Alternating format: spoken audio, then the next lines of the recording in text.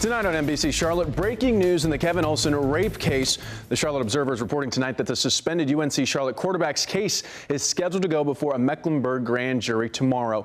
Good evening and thank you for staying up with us. I'm Xavier Walton. Kevin Olson, the younger brother of Panthers tight end Greg Olson, was arrested on February 19th, then charged with several crimes, including 3 counts of felony degree rape and communicating threats. NBC Charlotte's Evan West joins us live now from UNCC. Evan, what's the latest here in this case?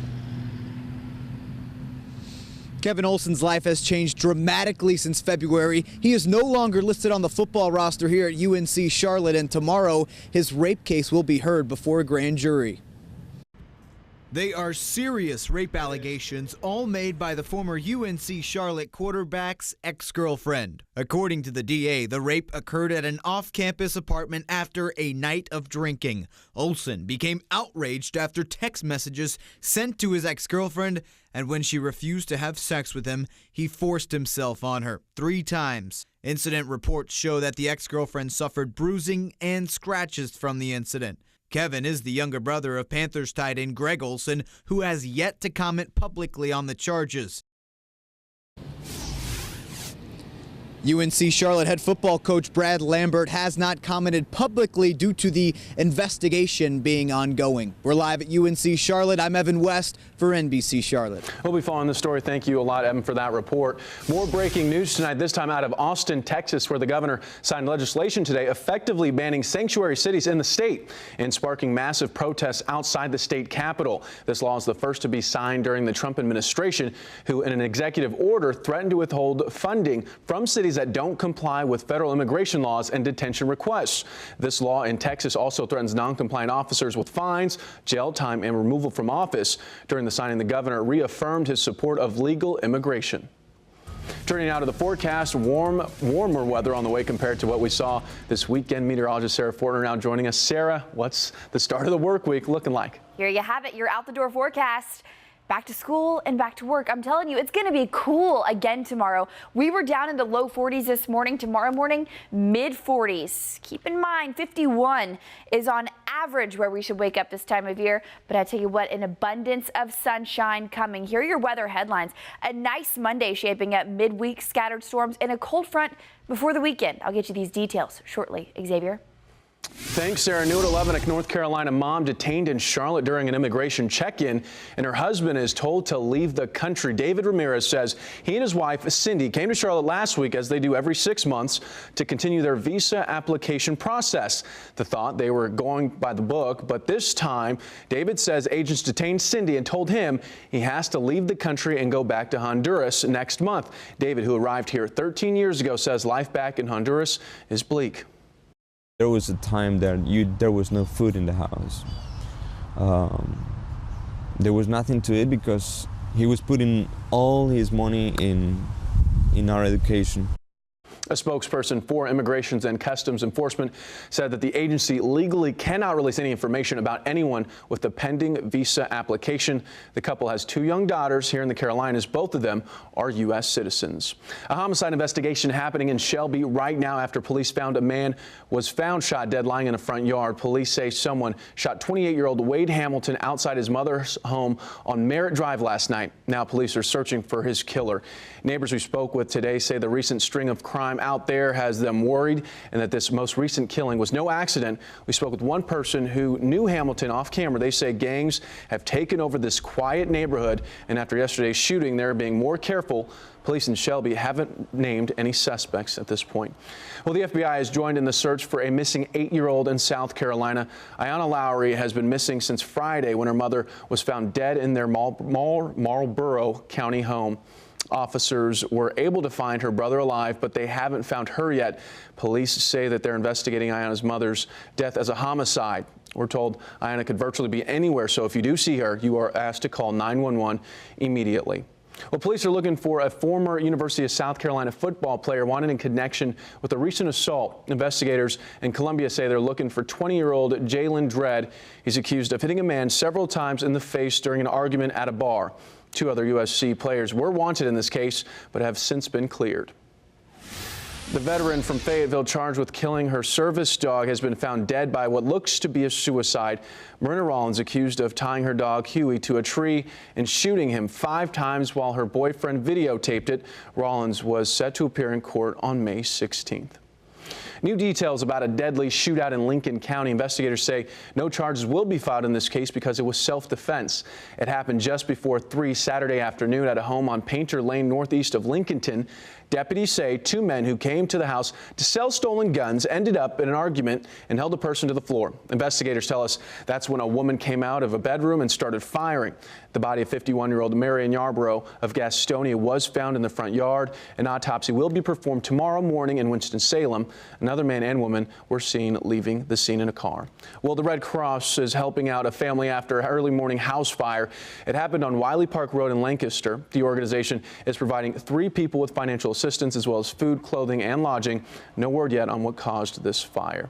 Well, heated debate and discussions continue for CMS's recently released reassignment plan. Tonight, parents gearing up for yet another week of rigorous meetings. A handful of community members made more than a dozen signs voicing their concerns. Families still frustrated and are trying to make sense of some of the proposed school boundary changes. We feel singled out. You know, we've been asking and we felt like we complied with everything that CMS needed from us. And there's really no fair way to explain why we didn't get our needs met. There's a CMS feedback session tomorrow night from 6 to 7 at Pinewood Elementary, and there's a Board of Education meeting on Tuesday. That's at 6 p.m. at the Government Center. 2 South Carolina bills concerning guns and marijuana now dead for the rest of 2017. The 2 proposals, which would have let more people carry guns and legalize medical marijuana, got a lot of attention, but the one issue eclipsed all others this legislative session, and that was fixing the state's roads. Lawmakers now poised to pass South Carolina's first gas tax in 30 years to get the money to fix deteriorating roadways.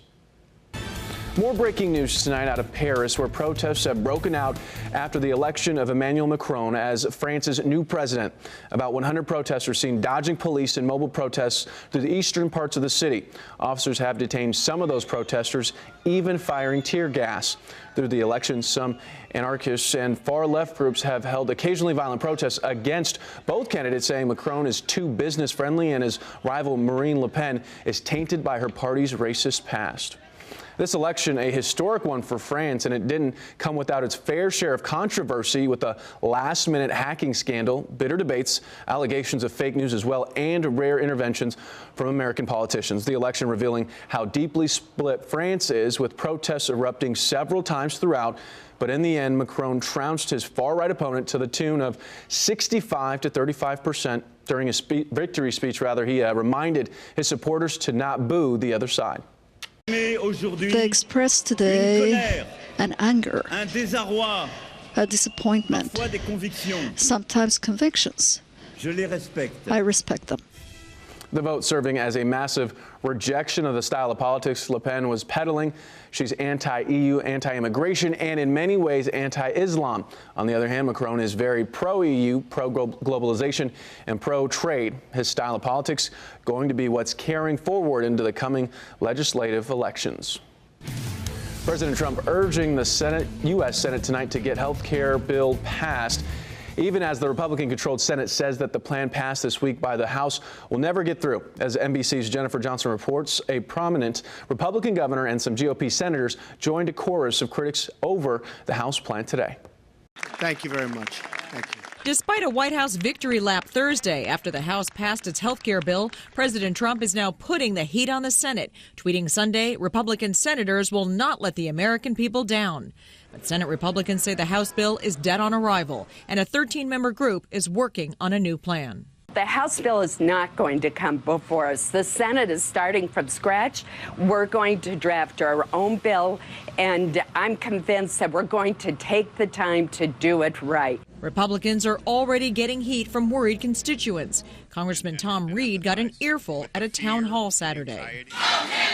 The White House says those with pre-existing conditions who are protected under Obamacare shouldn't worry. Nobody wants folks who have a pre-existing illness or injury not to be covered.